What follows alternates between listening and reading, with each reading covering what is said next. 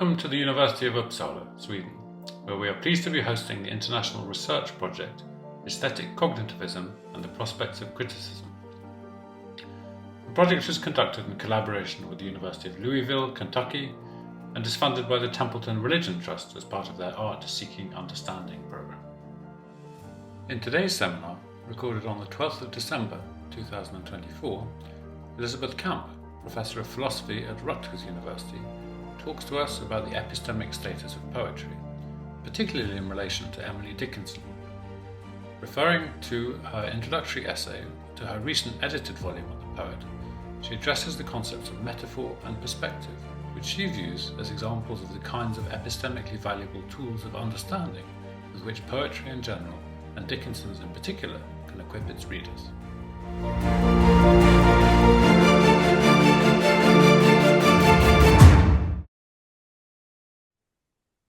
Good. I think we should begin ever so slowly, and I will just say a few words of welcome to everybody. Nice to see you here.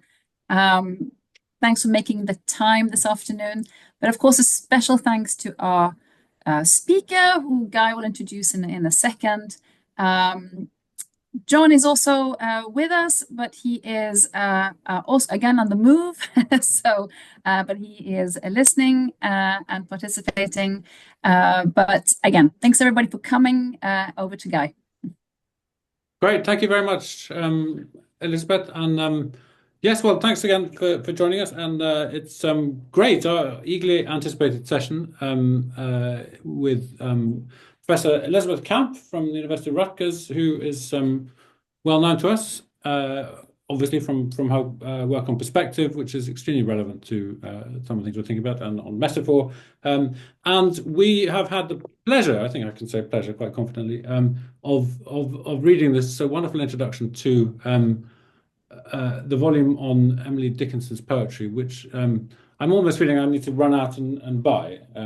Because I don't have it, but you gave like a wonderful flavour, both of your own thinking around Emily Dickinson and its relevance to the idea of knowledge and poetry, or poetic knowledge, and also what the other contributors in the volume are saying. So it was did a great job of marketing as well as philosophy. So thank you very much for that. So. We are having a pre-read session, so it diverges a little bit from what we've had before, but Elisabeth is going to introduce the article and its relation to our thinking in general a little bit, and then we will take questions, of which I'm sure there will be many. So that's very exciting. So Elisabeth, welcome. Thanks so much. Thank you so much. I'm really delighted to be here. I have been assured that this will be a conversation, and that I didn't prepare, and I feel nervous about that, but whatever. That's what I'm happy to be here and be part of this conversation. So I guess, let me start by saying something about why I ask you to pre-read this somewhat odd item, which is, after all, an introduction to a volume of essays that you have not read, presumably, unless you are, in fact, one of the contributors to the volume, or, I know, as Eileen herself is, or if you had occasion to read it. So over, as Guy said, I've been, over many years now, I've been interested in perspectives and the role of interpretive perspectives in our intuitive engagement with the world in general. I began by focusing on metaphor. I've always been especially interested in and wanted to talk about aesthetically loaded phenomena within metaphor, within the use of perspectives. But I also get nervous about the additional commitments that are involved in sort of doing a proper analysis of the aesthetic. And so I realized, sort of thinking about today, that I've shied away from really going on record in terms of what aesthetic the applications of perspectival thinking would involve, partly because I'm really nervous about, I don't think I've fully thought through the interaction of aesthetic value and understanding.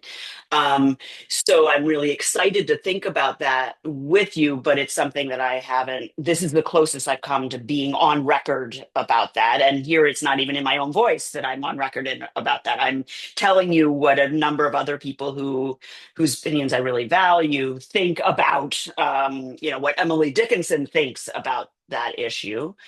That said, I think it really does, the view that emerges in my reading of these essays about Emily Dickinson really is consonant with what I do think, which is that art in general, um, literary art more specifically, especially poetry, and maybe in contrast with fiction, uh, is not just one possible useful tool for our engaging with the world, but a crucial aspect of many people's, a crucial way in which many people achieve understanding of the world. I have not thought of myself for often as an epistemologist, and so I've been nervous, especially about the word knowledge.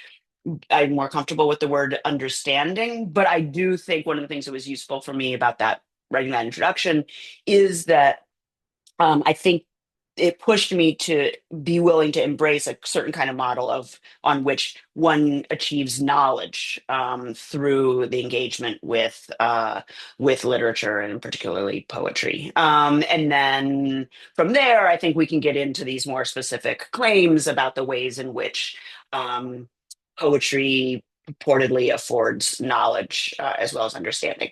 So I guess just before I stop and ask, open the floor for conversation, I just would, for those who are not fully, equipped with the camp, my views, I expect as many of you. So the way I think of a perspective for me is a cognitive phenomenon. It's a cognitive disposition. It's a complex set of cognitive dispositions. It's a disposition to interpret, a disposition to handle the world, to meet the world in a certain kind of way, by taking in information, parsing it, prioritizing it, selecting it, synthesizing it, and then responding in commensurate terms where that typically involves emotion.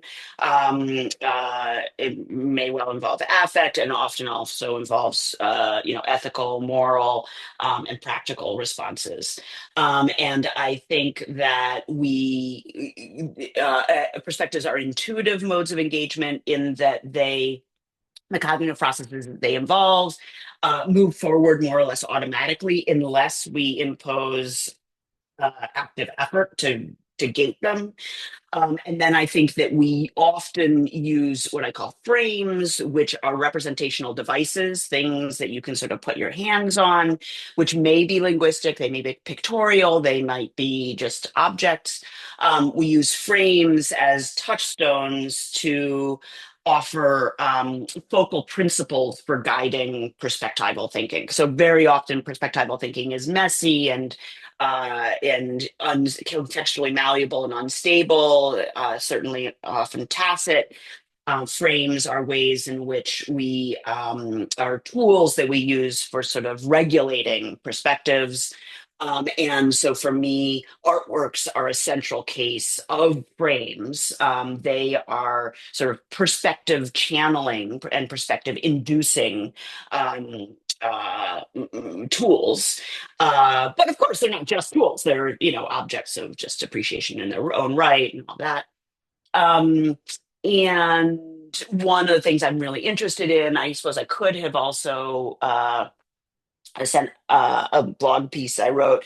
I'm also really interested in the ways in which the particular medium and the format of representation of a frame affects the kind of perspective and how it regulates perspective. So one of the things I would eventually like to, I've published a short little blog piece on, but would like to think about more systematically is, for instance, the different ways in which pictures and, say, poems or fictions frame their topics in virtue of the format of representation. representation. So a case that I've used to illustrate that is the sacrifice of Isaac, either Caravaggio painting or the Genesis story. They're both depicting a story, they're a scene, but they're doing it in very different ways because they're different formats, and then because of the particular choices that the producers make. So that's sort of, again, leading into some of these kinds of questions that I think you guys are all really engaged with. All right, I'm going to stop there. That's all I want to.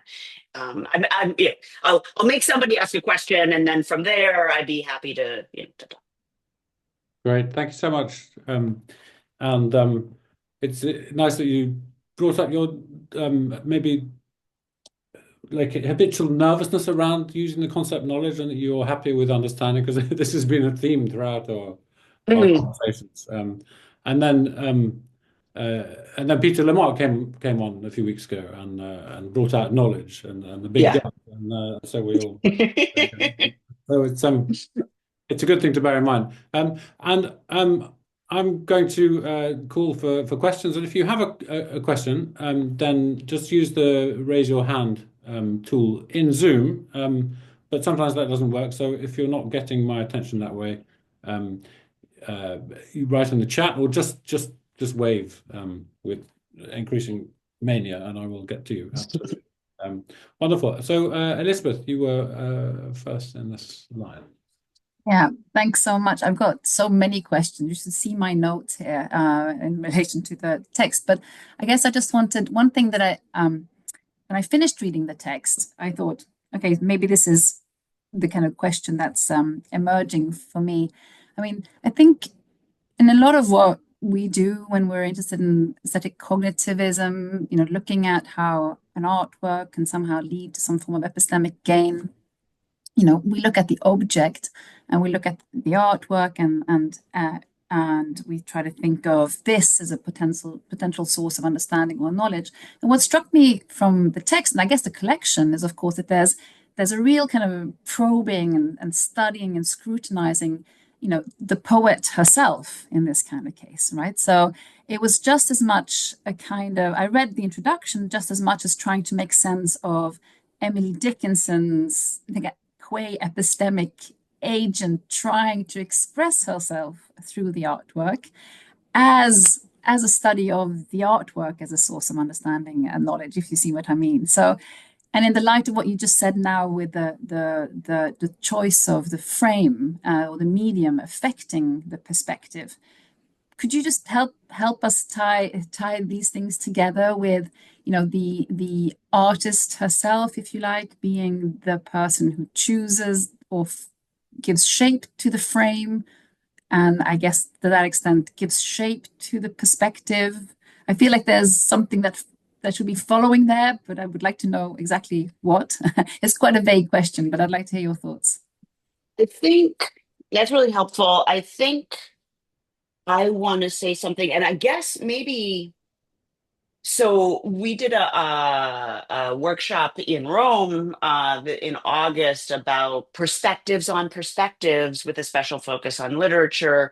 And I think, if I'm recalling, Eileen, I feel like this is connected to your talk in that in that workshop, in the sense that I feel like one of the things you're asking about is there are multiple hierarchical levels of application of a perspective. So we can think first about, first for me, a perspective is a type of cognitive disposition. It's something that can be multiply instantiated across multiple individuals.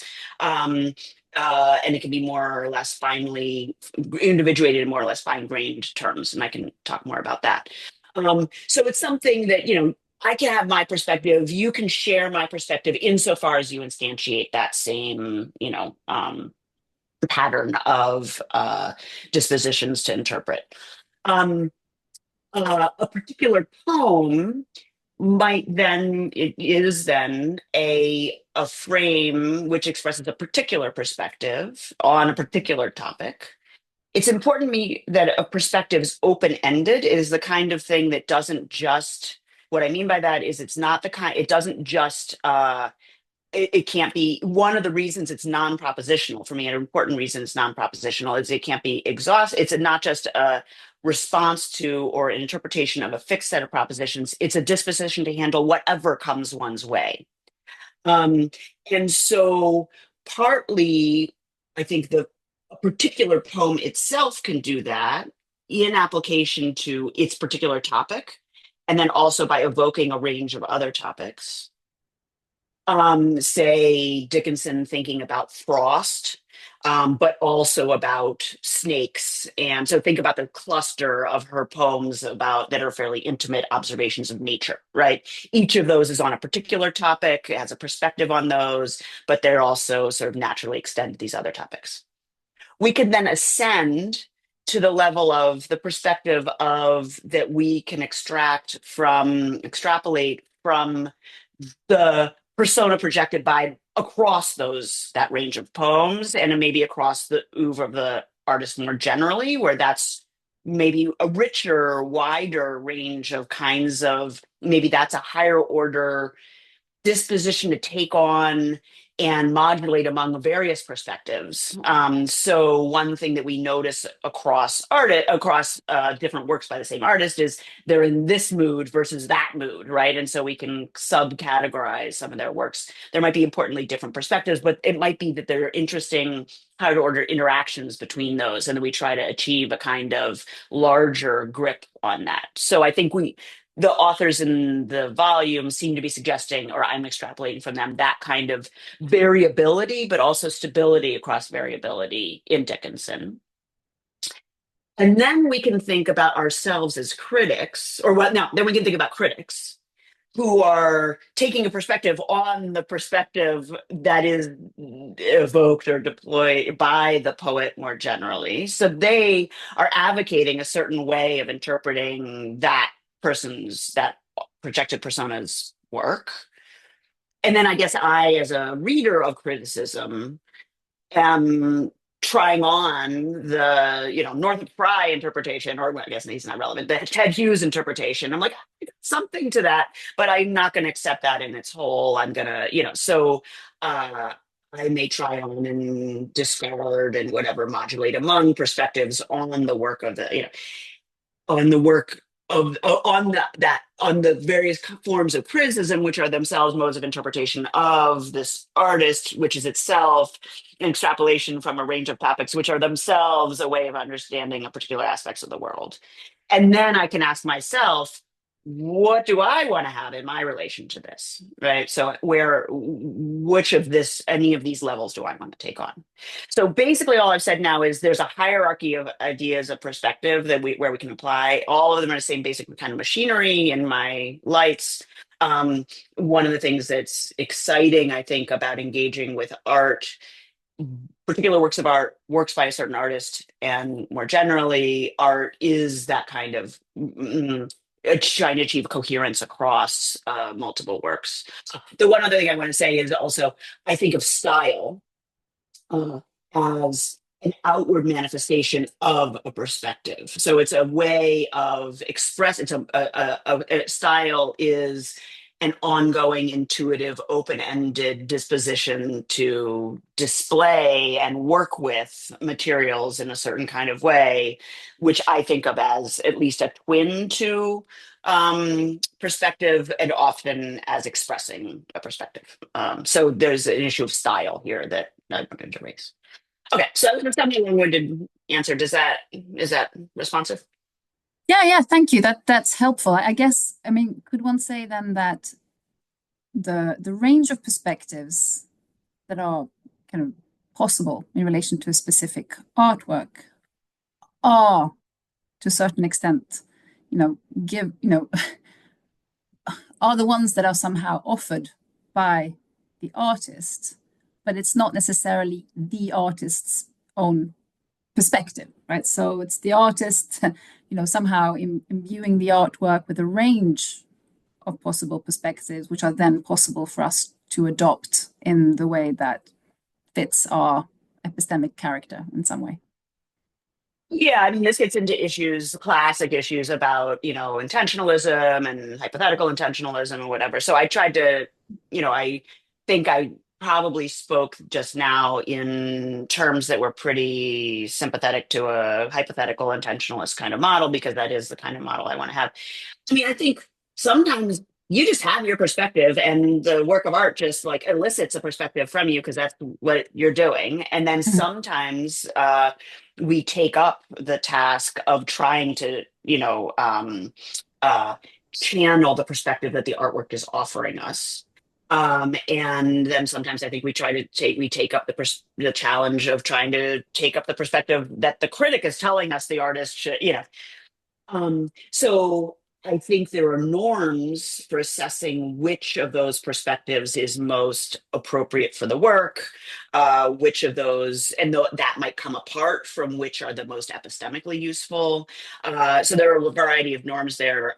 I do think that interpretations are made better insofar as they are grounded in the work, they're elicited by the work. But I don't want to bake into the idea of perspective that that's something it must be doing, right? Like perspectives are something we just have modes of response, they're modes of interpretation, and then we can impose additional norms. And I think we do in our ordinary practices impose norms on which of those it's appropriate to take up at any given moment for any given purpose. Yeah, great. It seems important to me to anchor it in the aesthetic qualities and the aesthetic value of the object in that kind of way. But thank you. So I agree that that's a norm. I share that norm, but one of the things that was really interesting to me, and I will stop now, about this volume was, so I wanted to have an even balance of literature and philosophy contributors. Though, to be fair, even the literature contributors were fairly philosophical, and some of the philosophy contributors were fairly literary. But there was a concern, and I expect that a number of you had this concern about the introduction, about not really like dwelling with the works themselves in their particularity, right? And so that is a case where I felt at risk of appropriating things I really think are in the work, but for purposes that I think are legitimate, but are not answerable to the full range of norms that I think the poetry itself deserves. Great, thank you so much. So next we have Karen, and then Eileen, whose hand function is apparently not working, but the messaging function is working, so we're doing pretty well. But Karen. Thank you so much, Liz. I love the book, so thank you for editing it and conceiving it. So I have a very general question about perspectives and their role in our engagement with art, particularly literature, and I hope it doesn't come from left field. So the question is motivated and inspired by actually Simone de Beauvoir. I recently taught her 2 short essays on literature, What Can Literature Do? And Literature and Metaphysics, in my aesthetics course last spring. My students got really excited and we read more Simone, and now in some sense I'm really inspired by some of her ways of thinking about literature.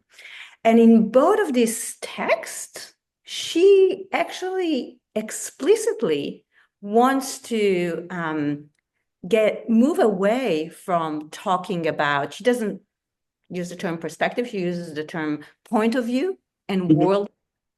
And she uses it and then she qualifies her use and suggests that it's somehow actually not the right way to think about our relationship to literature. She says, she doesn't explain much, but she says it's too idealistic. Now, so I'm not going to reconstruct her view, but so I think that part of what she has in mind is that in somehow or other, it doesn't capture the way in which artworks, particularly literary works, and she thinks people, of course, are essentially embodied. That in some thinking about artworks as points of view undermines the way in their, what you call their are embodied. And she really sort of pushes the idea that our relationship to literary works is second personal, analogous to our second personal relationship to others. So I think there is an implicit suggestion that actually all this talk about artworks as perspectives that we somehow or other need to imaginatively inhabit or understand or comprehend is not a right approach. Great. Artworks. Just as it's for her, it's not the right approach to people. Great. So this whole talk about, say, simulation or empathy, perspective, just fails to capture something really important. And I think that it's particularly important when we think about Emily Dickinson. I won't say much about her, but I think about her portraits particularly. I mean, really sort of embodied thinking through it's tangible. She says, almost like, grabbing my life with my hands, or not grabbing, but touching something really embodied in the way that her approach to the world, her frame of is manifest. I wonder what you think about it in general. Great. So there was a whole bunch of stuff in there that I'm really interested in. I don't know if I'm going to track all the parts. And thank you for the reference, which I didn't know, and I'm super excited to read. So the first thing so let me try to just say the items in order so I can try to remember them. Embodiment, empathy, something like instrumentalism, and aesthetic and like value. So let's see if I can get to the last two. Okay, so first, I think it's, just now I said something about how perspectives from me are types, which are multiply instantiable. That commits me to a certain kind of idealization or abstraction.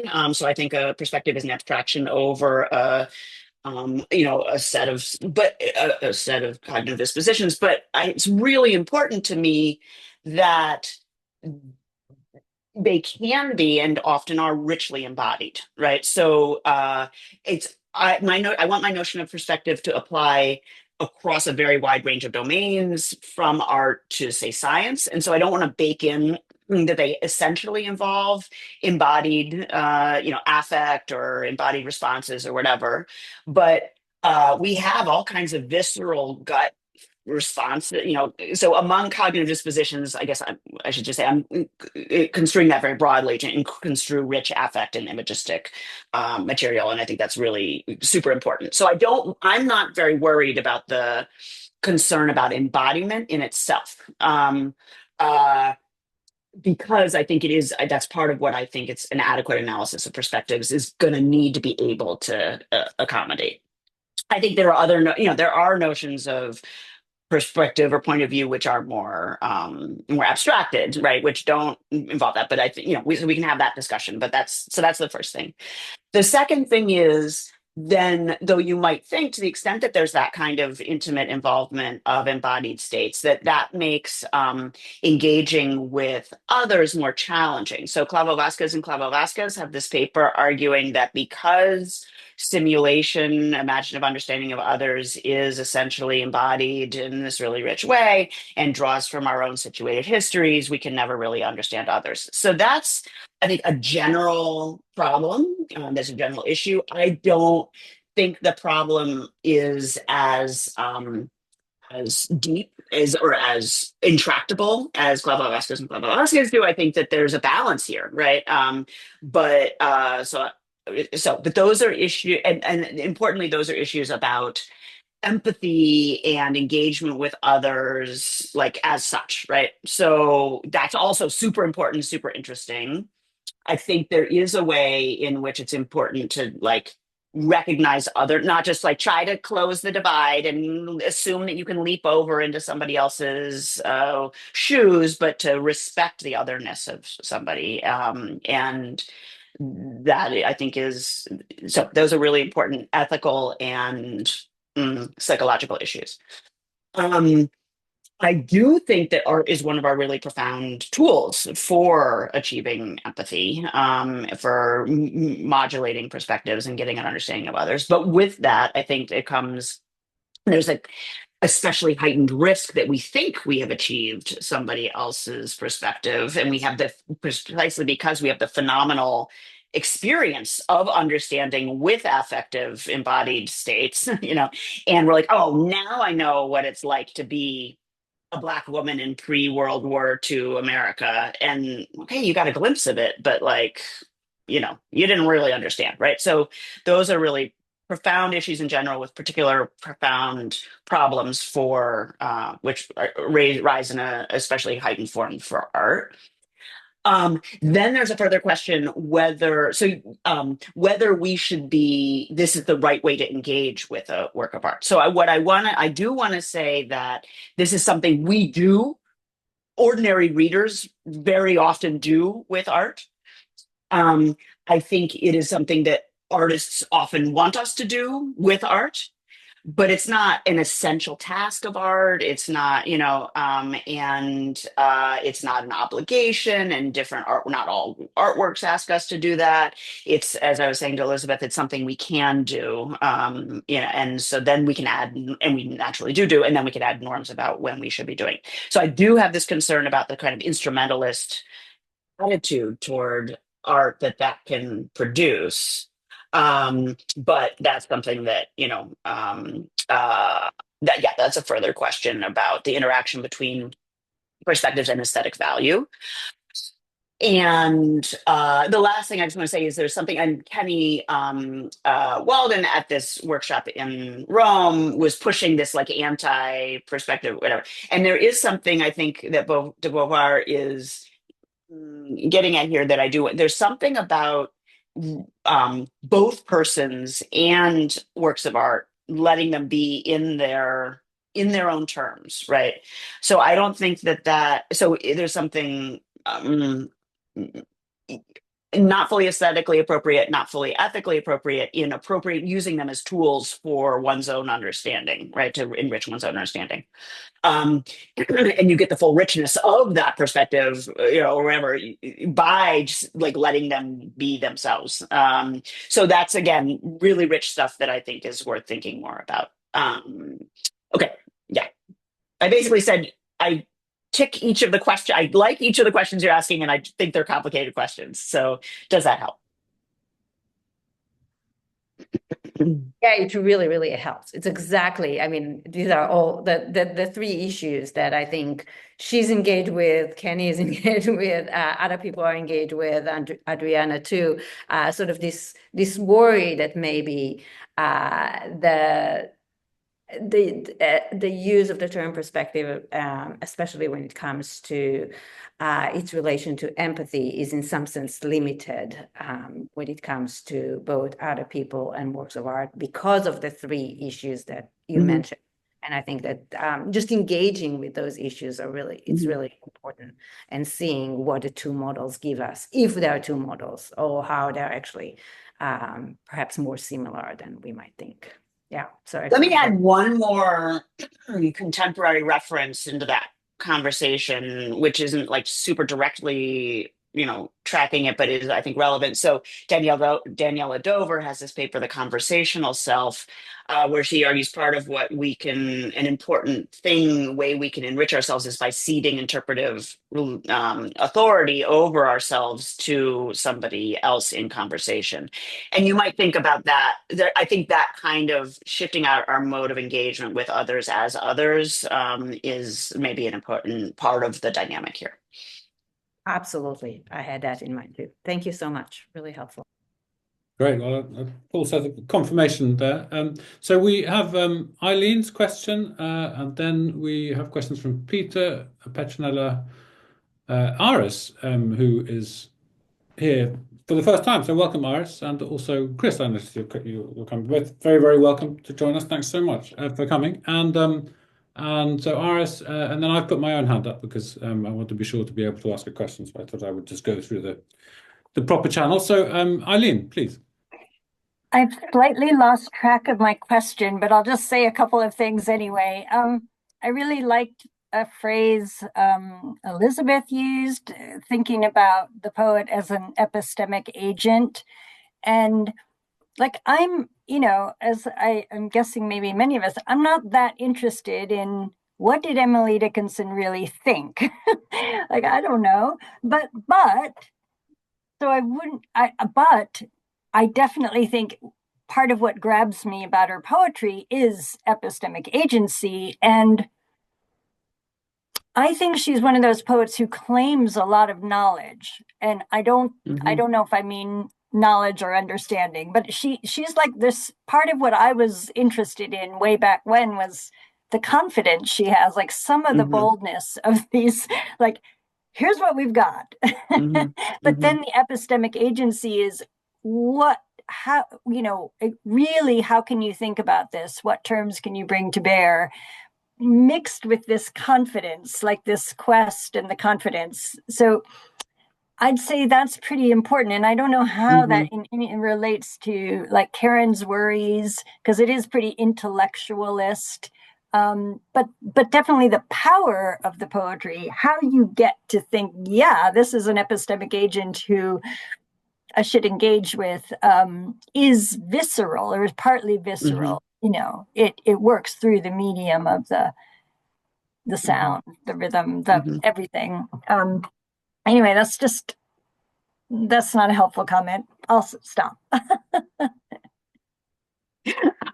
Well, I think it was a helpful comment, but one thing, right? So one thing that I love about your contribution to the volume is the emphasis on and this is what I was thinking, part of what I was thinking about when I was thinking about the philosophers were being literary as much as the literary people were, at least as much as the literary people were being philosophers, the emphasis on the fine-grained, embodied, formal features of the work as contributing to the not just our interpretation, but the act of meaning making and the act of understanding that that Dickinson is performing, and the ways in which that's then something that's she's making available for us. I also think part of what was useful for me in thinking about the volume as a whole was a shift toward know-how, and the ways, and you particularly are sort of pushing that line. There's an embodied practice of learning how to engage with a domain where that can be, like making lace or whatever. It can be, often it's domestic, physical, manual labor, kind of know-how, but then that also itself involves epistemic skill. And it can also be an intellectual know-how. So that helped me to embrace I was like, yeah, this really is knowledge. And so that helped to push me toward being willing to embrace the term knowledge more than I had been previously. So thank you for that. Okay. All right. I'll go back to Leighton Guide Chair. Great, thank you. Well, as luck would have it, since you've dared to broach the subject of knowledge, Exactly. our next question is coming from Peter. Who's free to ask a totally different question if you want. True, but Peter, I think you're still muted, but welcome to ask a question. I always have difficulty unmuting myself. Have I succeeded? You've succeeded. You can hear. Well, thank you very much, Elisabeth. And this is certainly a book that I should read, and I would enjoy doing so. The one that you've written the introduction for. I mean, I am a great fan of Emily Dickinson. I think really I owe that to Eileen John, who just has spoken now. I mean, who used to use very often in her papers examples from Dickinson, and I was always struck by them. And then I actually, made it my task, as it were, to get into Dickinson more than I had and read a lot. So I owe that, which I've had, has brought me huge pleasure, to Eileen. So thank you, Eileen, for introducing me to Emily Dickinson. Can I fear, having, I was the last the person to speak at the seminar, and I don't want to start, making the same dreary points again. But can I pick up on a phrase from your introduction, Liz? In fact, in the very first sentence, which was epistemically ambitious. You call Emily Dickinson epistemically ambitious, and then I was thinking, well, who else is epistemically ambitious? And one thinks, maybe Plato was, or Kant was, and so on. They're really sort of striving to obtain knowledge and so on. So I wondered. I mean, I suppose my general question is, how would you unpack that phrase? I mean, one could think of it as meaning having a striving for knowledge. But another way would be, say, a striving to impart knowledge. Now, it seems to me that of all poets, Emily Dickinson is the least didactic I can think of. I can't read her anyway as striving to impart knowledge. To sort of teach us something. I think it's. I put it like this, as we're much more subtle than that. And I mean, I do have this question about art and knowledge. I mean, I know this is a project concerned with art and knowledge, so of course it's a deep and interesting one. But I mean, I think in your next sentence, I've got it here, but I'd have to look it up. I just jotted it down. That you talk about poetry as or Emily Dickinson thinking of poetry as a tool for understanding, and so you're oscillating between understanding and knowledge, if you like, or you're parsing the epistemic under those two headings. But I still find, I don't know, I can't make the connection with the Emily Dickinson that I love so much, I like to go back to. And I use her examples a lot now in my writing, more than any other poet, I think. I go back to, I don't see her as epistemically ambitious. This is my problem.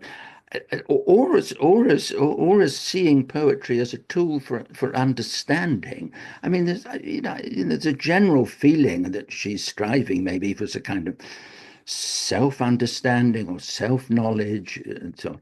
But I still don't think those are the right terms to come to grips with her poetry. I mean, in a very, in a simple way, one thinks of her poetry as reflective. She's reflecting on things, and she has these wonderful metaphors that help us to reflect on things as well, or get us to think with her, reflect with her on the metaphors, or contemplating things, or just thinking about things.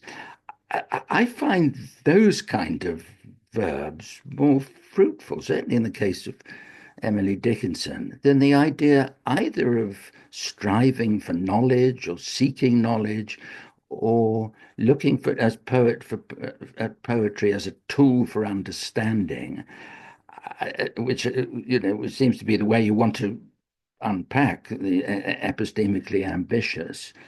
I don't see those as quite right for Emily Dickinson. They're certainly right for other Wallace Stevens or someone who's is epistemically ambitious one might say, but not her.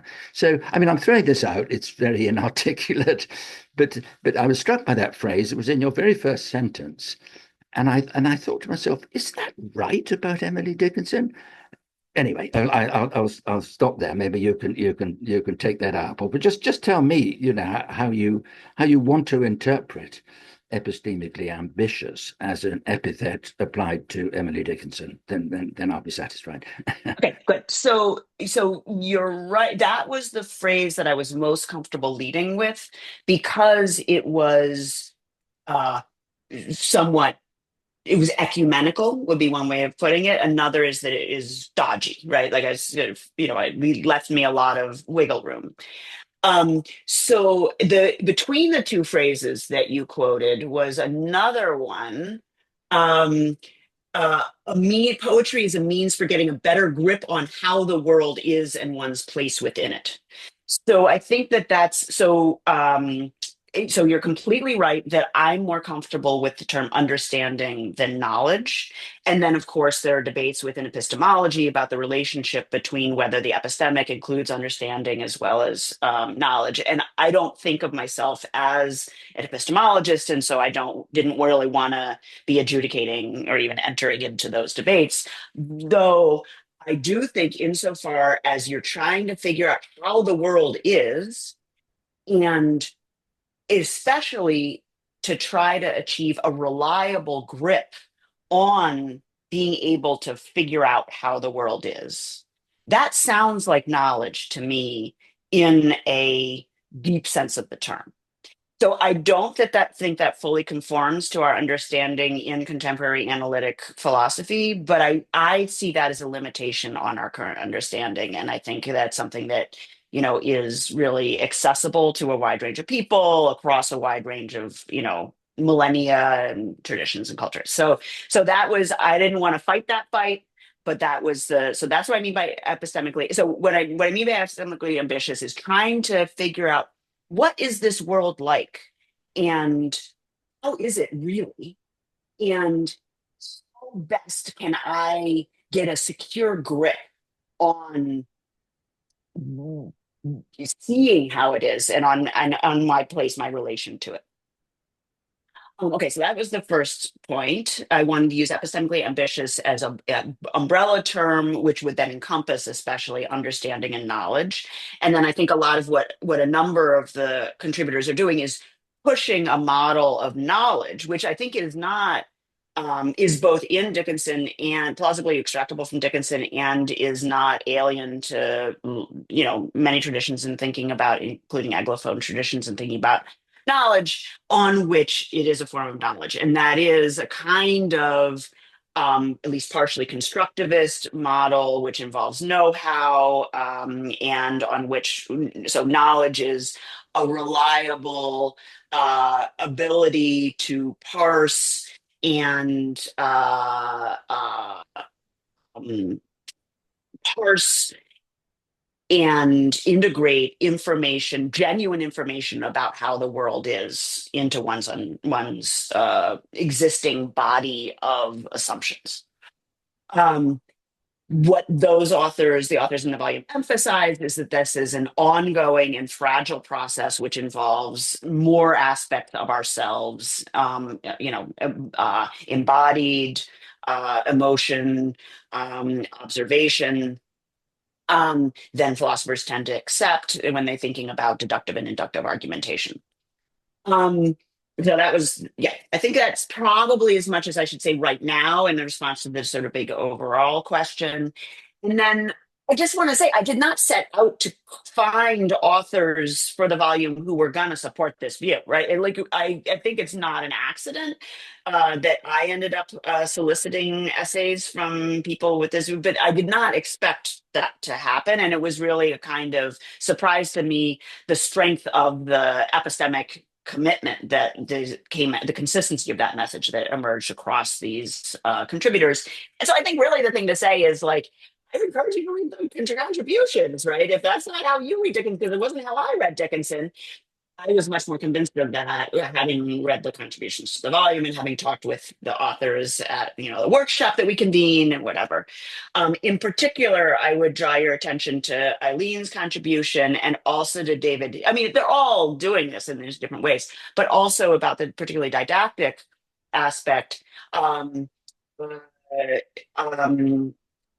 would recommend to you David Hills's contribution, because he really does argue for a kind of didacticism. It's not pedantic in the sense, so Wallace Stevens knows exactly what he thinks, and he has a philosophical view, and he's got a metaphysical model, and he's in some sense employing it or instantiating it in his work. I agree that there's a difference there between him and Dickinson. One of the things the authors consistently emphasize is that she is working on herself or speaking with herself as her audience. I think that's a legitimate thing that many of us do. That maybe brings in some of your talk about reflecting or contemplating, but I would call that like in the realm of the epistemic and in the realm of seeking knowledge. Um, but again, Hills emphasizes the ways in which she is also, in some poems, trying to induce understanding in readers who do not have an understanding that she does take herself to understand, to have. And so, in particular, thinking about, natural phenomena, and like lightning, whatever, but also especially things like death.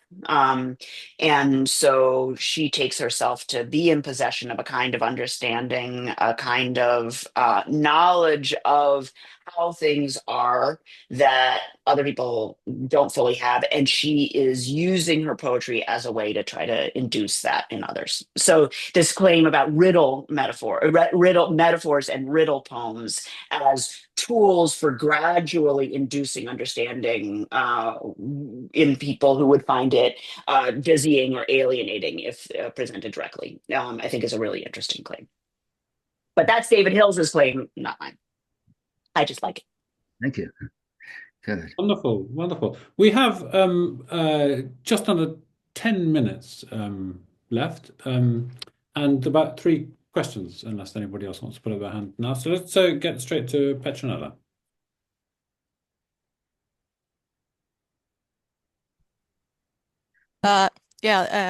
Thank you. I tried to be brief, but I just have to say that I agree with Guy that it was really a wonderful reading. That is very rare when you read philosophy. So I also want to buy the book.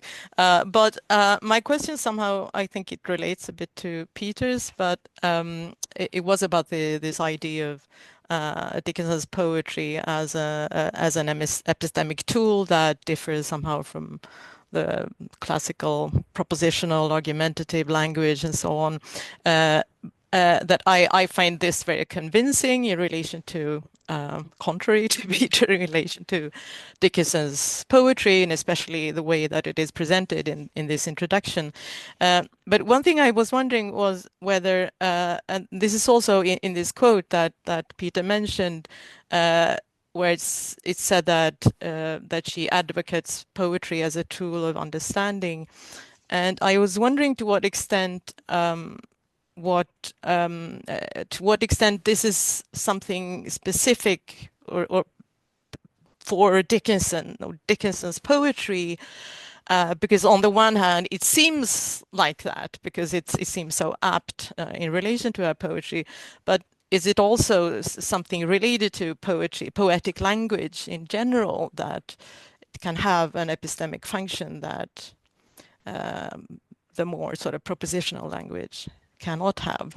What would you say about Okay, so the general? So I am concerned to establish like the proof of possibility, or that poetry, Emily Dickinson's poetry, can instantiate this epistemic function, right?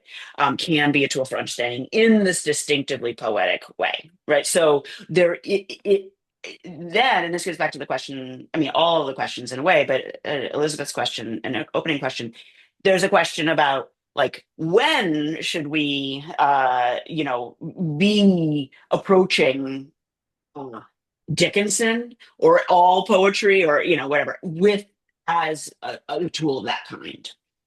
I think Dickinson, I find it's entirely convincing from what the authors have said in the volume that she at least sometimes is doing that. Once you're thinking of her in those terms, entries that you might have thought of as obviously purely observational, as just doing the sort of lyric love of observation, right, can be like incorporated into that broader, they fit in a way with that broader project. It's not that maybe they're not primarily tasked with advancing understanding in this broader way, or but they are compatible with it in little instances and wherever. So I think once you start thinking of her in those terms, I want to allow that she has many moods, but also that, you know, some poems, at least some poems are doing it. And once you start thinking of those poems as doing it, then other ones can also be seen as contributory to that project. I like, then we have this further question, what about other poets? And I do think that there's, you know, there are poets who are just really not that interested or really opposed to that kind of project. And that's okay. I mean, you know, again, that's fine. I think I want to make way. I want to have the proof of possibility that they can be, poetry can be epistemically invested in this way. And also that it's not an essential aspect of poetry as such necessarily. And this gets back to Karen's question. And it's not the only value in approaching any particular work of art, any particular poem, even those that are epistemically invested, right? There's multiple norms, multiple tools, multiple things, functions. And those might conflict and or they might, you know, become convergent, whatever, mutually reinforcing. I feel like there's a final thing I wanted to say. So now that we can ask the question, how are these different artists, different poets, to what extent are they also epistemically ambitious? In which moods? How are their tools different? How are their like ways of trying to achieve understanding their tools and their commitments different and related to hers? And I think we would expect a lot of variety there, and it'd be cool to, you know, go through and actually work through it in detail. I think I've lost. I think there was one more thing I wanted to say in response to you, but I've lost what it was. Thank you. Thanks a lot. Terrific. Thank you. So, Iris, welcome with your question. Hi, everyone. Thanks for having me. Thanks, Elisabeth, for inviting me. This has been really great. And special hi to my former colleagues from Auburn. Feels like I'm back with you guys again after so many years. So just a very quick question, Professor Kamp. I really enjoyed the book. I read it over a year ago, and I really liked all the contributions there. I do share a lot of these epistemic inclinations about the epistemically ambition, to use Peter's phrase. But I do wonder one thing. If I remember correctly, there is one contributor who, I think it was Anthony or something, and he compares two poems by Emily. One is the I felt cleavage in my mind, and I felt the funeral in my brain. And the comparison seems to be about the particular epistemic issue that the poet is concerned with, and then bringing it into the formal choices that she makes as she writes these two poems in particular. And if I remember correctly, Ullmann seems to be claiming that one of these poems fails as an epistemic tool precisely because there is this big clash between her poetic devices and the kind of formal language that she uses in comparison to what it is that she tries to convey, which is a kind of a state of a mental breakdown.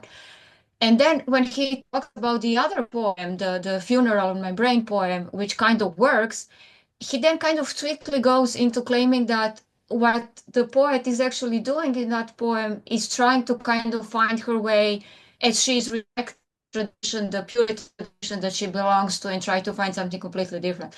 And now it seems to me this is also very complex. So many different layers of the poem that we as readers need to engage with in order to to get to the poem. So my question is, how would that, let's say, layerness and complexity of all these things that the poet is doing, for the lack of a better word, how does that relate to your notion of the poem giving us a perspective, and whether this, let's say, different, I would even say perspective that she gives. So there's a perspective on the aesthetic language, there's the perspective on the mental breakdown that she's experienced, there is her working through her own, let's say, literary tradition.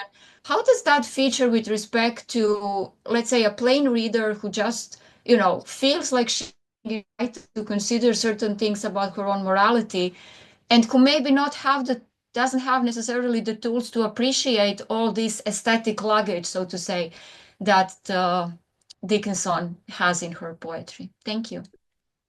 Okay, great.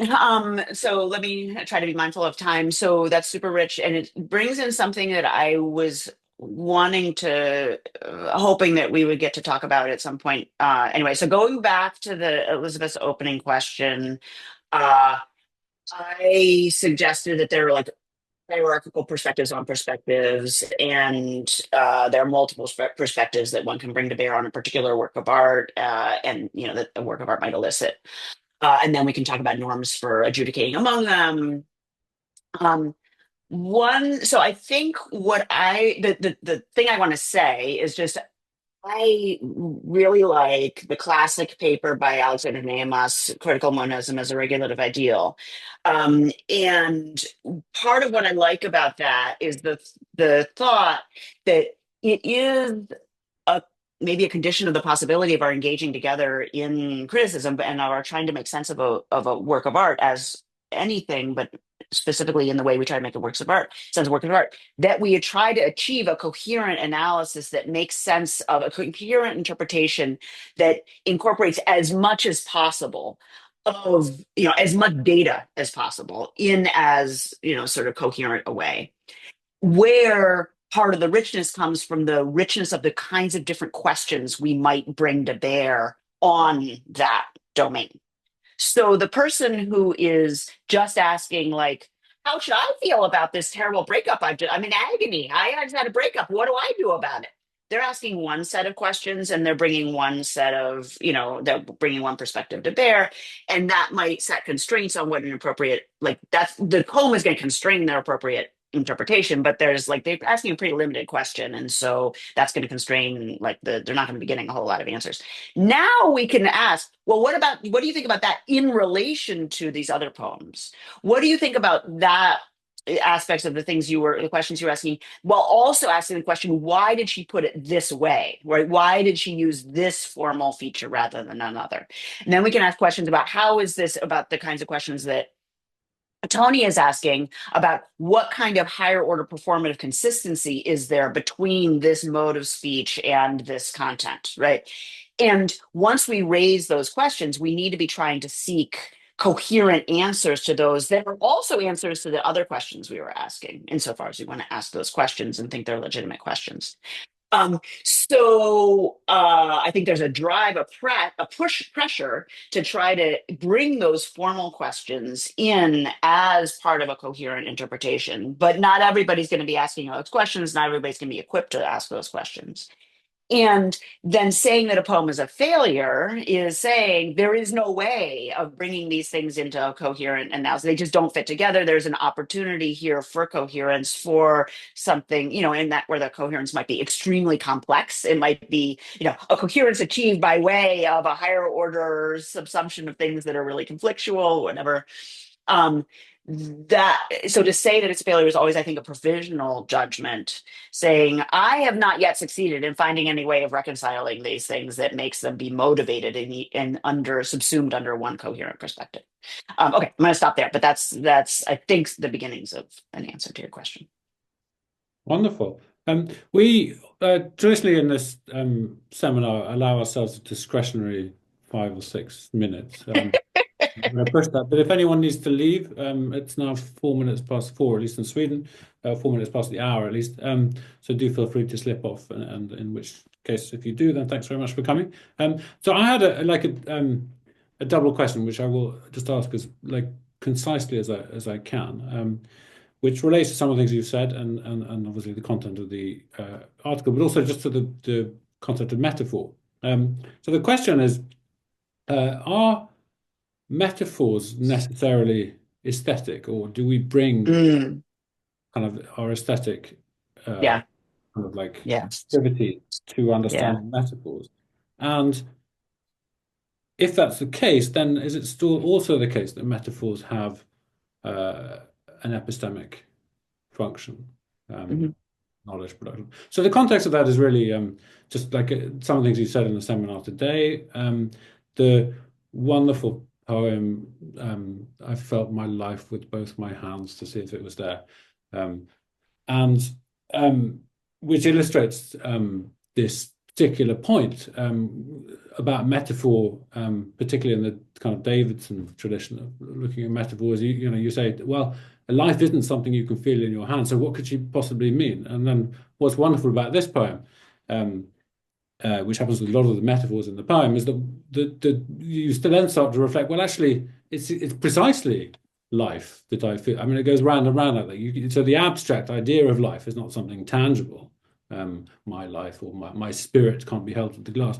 But then as soon as you start doing that, then it goes round and round, because actually I feel my life in my hands right now. I'm not doing anything poetic or special. And so what that's doing, you analyze both in terms of this contribution from Ostas, and then another contribution where you characterize it in terms of a Kantian structure of basically the structure of poetic aesthetic experience is this like drawing the mind out towards the world and drawing contact with the mind.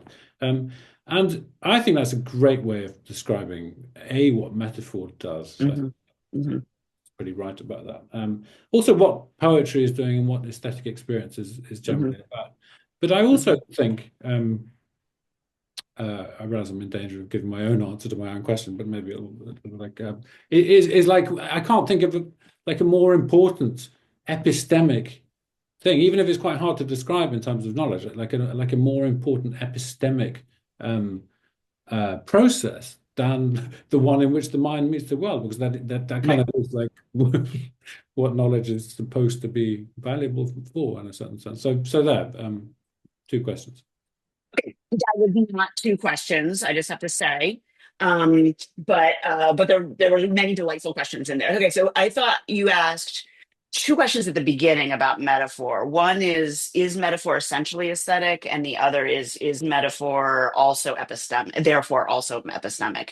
And I want to say, I have not thought about the first question, but I think I want to say yes. And I'll say just a moment about that.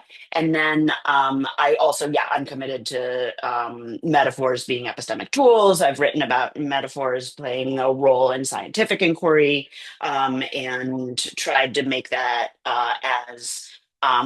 as sort of integral and not necessarily merely heuristic, as sort of least vulnerable to the claim of being a sort of just illustration of what the fundamental actual cognitive processes are as I can.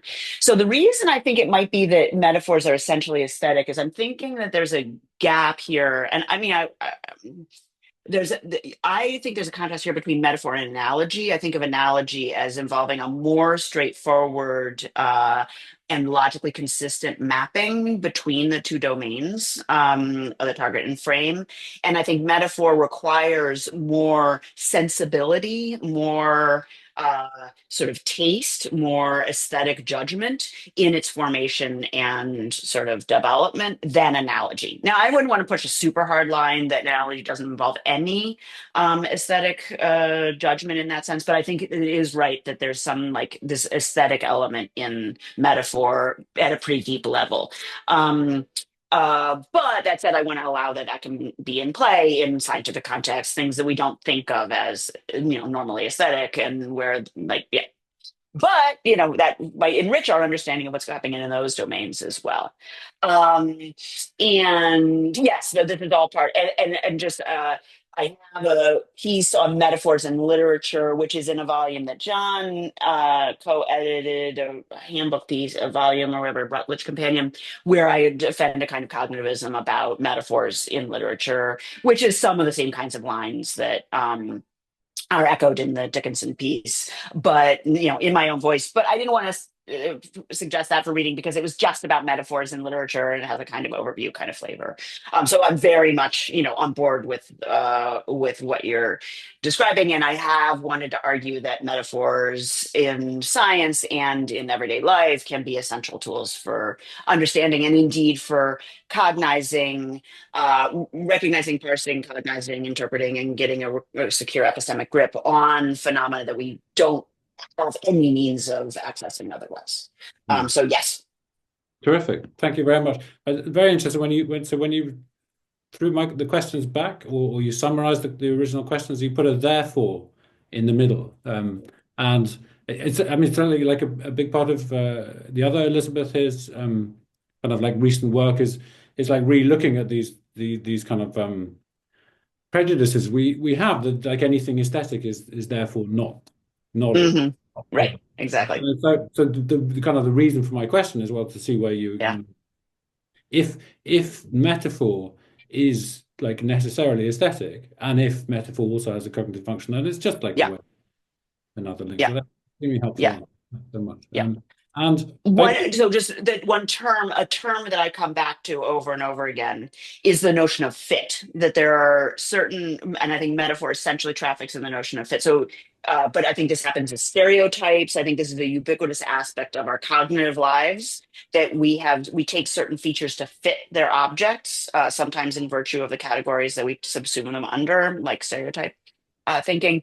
And I think that notion of fit is an essentially aesthetic notion, though it's also grounded in statistics, our sense of statistical distribution of features in the world. And I love this quote from Danto about how the notion of fit here is a man does not fit with his crowd, or a dish does not fit with a meal. He's talking about the style, the structure of a style is like the structure of a personality. This is something that's answerable to reasons, but only reasons of somebody who already has taste. So it's intersubjectively accessible. It's something we really do argue about in ordinary discourse. It's something that's ubiquitous, not just in highfalutin, fine art, but also in the rug doesn't fit with the room, the man does not fit with his crowd, a dish does not fit with a meal. And I think I don't know how to analyze that notion of fit in a deeper way, but it is certainly essentially aesthetic. And I think it's a deep part of our understanding of metaphor, but also more generally. terrific. Thank you. Thank you very much. I suppose in a more literal application of the term fit, we literally do not have room to fit any more questions, or indeed. But that was really, really rewarding. Thank you very much. Thank you everyone for coming. This is the last seminar for this term. We will be in touch with a fresh and exciting program for next term in due course. But thank you to everybody who's been with us on the journey so far. And as usual, we'll be recording. We've recorded the seminar. We'll put it on the website in case there's anything you want to catch up with again. But thanks very much for being here, and particularly thank you again to Professor Camp. Thank you all. It was wonderful to be. I'm so lucky to have been part of this conversation. Thank you for your time and attention. All right. Goodbye. Bye, everybody. Thanks. Bye. Thank you for listening to this recorded seminar from the research project Aesthetic Cognitivism and the Prospects of Criticism. To find out more about the project, please go to our website www.aestheticcognitivism.com.